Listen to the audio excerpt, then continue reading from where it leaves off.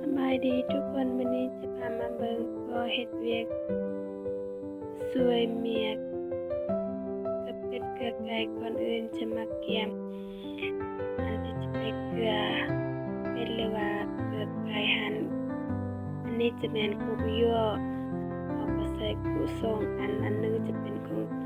เป็ดแล้วก็อันนึงจะเป็นของหมูนำมาเอากุกยั่วเสร็จแล้วเราก็จะมาใส่น้ำแล้วก็จะเอาหำใส่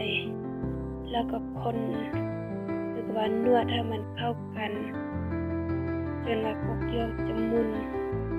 ก็บ่ใส่น้ำลายเกินไปแล้วก็หำลายเกินไปก็ควรเปิดตามที่เหมาะสมเมื่อคนให้มันเข้ากันแล้วส่วนอันนี้จะเป็น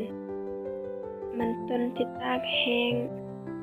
เพื่อจะนำไปเกลือเป็ดหรือว่าเกลือไก่ก็ได้แล้วเราก็จะลงไป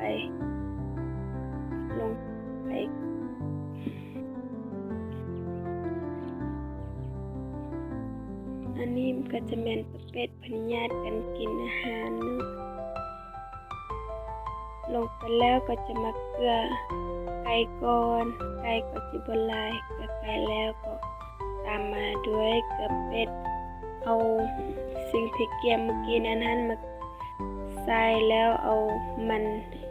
ต้นแห้งหวานใส่เพื่อให้เป็ดเขากินแซ่บเขาจะเลี้ยงโดยธรรมชาติเขาจะบ่เกลืออาหารเลี้ยงแบบนี้เป็ดก็ใหญ่ดีหรือว่าตุ้ยดีเมื่อเกลือเป็ดแล้วเขาก็จะไปเกลือหมูต่อ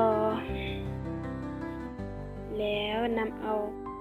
สิ่งที่เกี่ยมเมื่อกี้หั่นมาทอกใส่หรือว่าเอาอา